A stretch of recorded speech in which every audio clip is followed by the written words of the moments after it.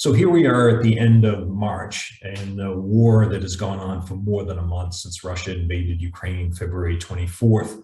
There are efforts underway to strike an agreement between the Ukrainian and Russian side. The Ukrainian side certainly seems to have people representing the views of President Zelensky.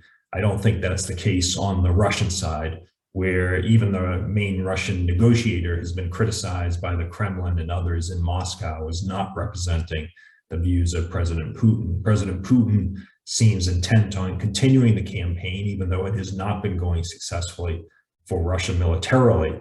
But in the meantime, there are many Ukrainians who continue to pay the price of Russian aggression with bombings of Mariupol and Kharkiv and other cities in Ukraine, more Ukrainian lives being lost.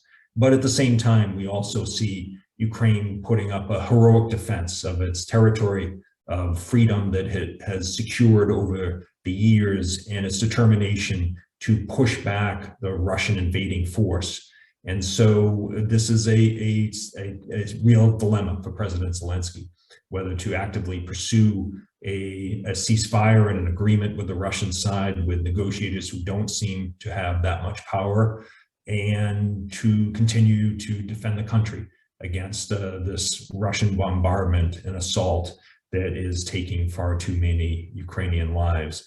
The United States and the international community, I would argue, need to continue to provide Ukraine with as much military assistance as possible so Ukraine can defend itself against the invading Russian force, and continue to ramp up the sanctions so that Putin and the circle around him, and unfortunately even for the Russian people, need to feel the pain of these sanctions, the cost and price of Mr. Putin's decision to invade Ukraine.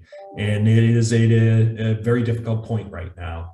The international community needs to maintain its steadfast and unstinting support for Ukraine during this very difficult time, and recognize and appreciate the heroic efforts of the Ukrainian people and the leadership of President Zelensky, while maintaining the pressure against the guilty party in this terrible situation, and that is Vladimir Putin.